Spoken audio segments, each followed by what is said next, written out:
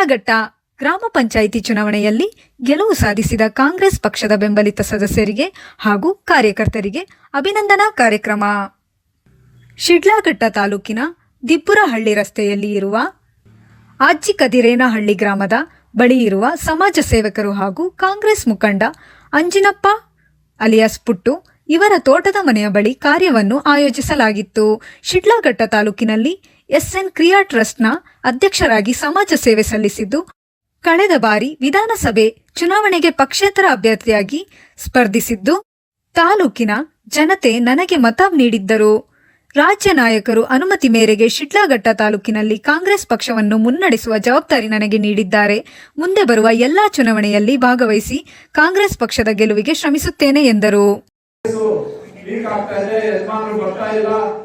ನೋಡೋರಿಲ್ಲ, ಇಲ್ಲಿ ನಮ್ಗೆ ಶಕ್ತಿ ತುಂಬೋರಿಲ್ಲ ಅಂತ ಹೇಳಿ ಹಲವಾರು ಗ್ರಾಮ ಪಂಚಾಯತಿ ಕಡೆ ಮುಖಂಡರ ಕಡೆ ಹೋದಾಗ ಅವರ ನೋವನ್ನ ನಮ್ಮಲ್ಲಿ ಹೇಳ್ಕೊಂಡ್ರು. ಅಂದ್ರೆ ಇಷ್ಟೊಂದು ಬಲಿಷ್ಠವಾದಂತಹ ಪಕ್ಷ, ಇಷ್ಟೊಂದು ಬಲಿಷ್ಠವಾದಂತಹ ಊರುಗಳಲ್ಲಿ ತಮ್ಮದೇ ಆದಂತಹ ಒಂದು ಪ್ರಾಬಲ್ಯ ಇಟ್ಕೊಂಡಿರುವಂತಹ ಮುಖಂಡರು, ಇವರಲ್ಲಿ ನಮ್ಮ ಕಾರ್ಯಕರ್ತರಲ್ಲಿ ಶಕ್ತಿ ತುಂಬುವಂತ ಕೆಲಸ ಆಗ್ಬೇಕಲ್ಲ, ನಾವು ಈ ಸಂದರ್ಭದಲ್ಲಿ ಅವ್ರಿಗೆ ಧೈರ್ಯ ತುಂಬುವಂತ ಕೆಲಸ ಮಾಡ್ಬೇಕಂತ ಹೇಳಿ ಪ್ರತಿ ಗ್ರಾಮ ಪಂಚಾಯತಿಗೂ ಸಹ ಭೇಟಿ ಕೊಟ್ವಿ.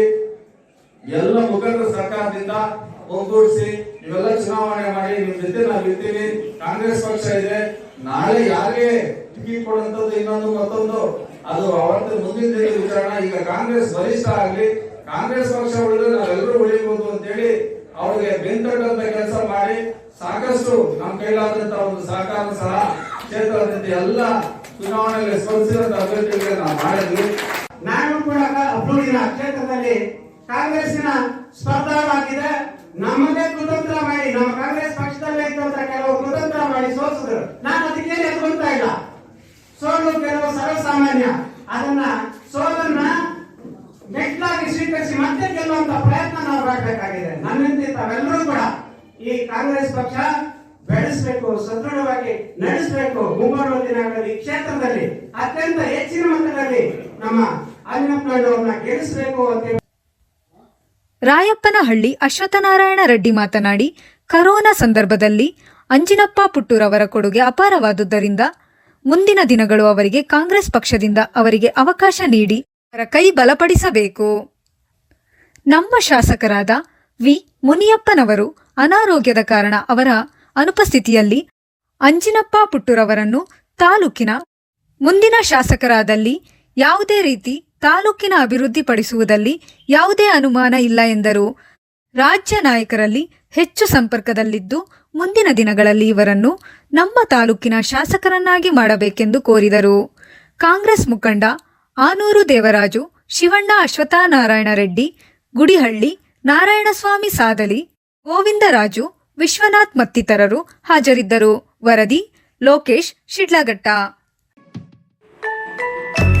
ನಗರ ಹಾಗೂ ಗ್ರಾಮಾಂತರ ಮಹಿಳೆಯರಿಗೆ ಸುವರ್ಣ ಅವಕಾಶ. ಹೆಲ್ತ್ ಕೇರ್ ಹೋಮ್ ಅಥವಾ ಹೋಮ್ ನರ್ಸಿಂಗ್ ಹೋಮ್ ಕೆಲಸ ಮಾಡಲು ಇಚ್ಛಿಸುವ ಮಹಿಳೆಯರಿಗೆ ಉಚಿತ ಊಟ ವಸತಿಯೊಂದಿಗೆ ಮಹಿಳಾ ಅಭ್ಯರ್ಥಿಗಳನ್ನು ಸಂಸ್ಥೆಗೆ ನೇರ ನೇಮಕಾತಿ ಮಾಡಿಕೊಳ್ಳಲಾಗುವುದು. ನಗರ ಹಾಗೂ ಗ್ರಾಮಾಂತರ ಮಹಿಳೆಯರಿಗೆ ಕೆಲಸ ಖಾಲಿ ಇದ್ದು ಸಂಸ್ಥೆಗೆ ನೇರ ನೇಮಕಾತಿ. ವಯೋಮಿತಿ 18 ರಿಂದ 35 ವರ್ಷದ ಮಹಿಳೆಯರಿಗೆ ಉಚಿತ ಊಟ, ಪ್ರತ್ಯೇಕ ವಸತಿಯೊಂದಿಗೆ ಮೊದಲ ತಿಂಗಳಿಗೆ 10,000 ಇದ್ದು ನಂತರ ಸಂಬಳ ತಿಂಗಳಿಗೆ 10,000ದಿಂದ 25,000ವರೆಗೂ ಇರುತ್ತದೆ. ಇದು ಮಹಿಳೆಯರಿಗೆ ಮಾತ್ರ. ಸರ್ಕಾರದಿಂದ ಮಾನ್ಯತೆ ಪಡೆದ ಸಂಸ್ಥೆಗೆ 800 ಮಹಿಳಾ ಅಭ್ಯರ್ಥಿಗಳು ಬೇಕಾಗಿದ್ದಾರೆ. ನೇರ ನೇಮಕಾತಿ ಮೊದಲು ಬಂದವರಿಗೆ ಮೊದಲ ಆದ್ಯತೆ.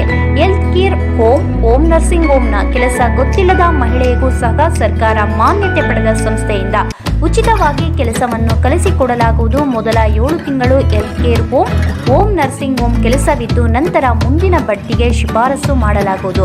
ವಿದ್ಯಾರ್ಹತೆ 5 ರಿಂದ 7ನೇ ತರಗತಿ, SSLC ಪಾಸ್ ಅಥವಾ ಫೇಲ್. ಮಹಿಳೆಯರಿಗೆ ಮಾತ್ರ ಸುವರ್ಣ ಅವಕಾಶ. ಈ ಕೂಡಲೇ ಕರೆ ಮಾಡಿ 879222646766.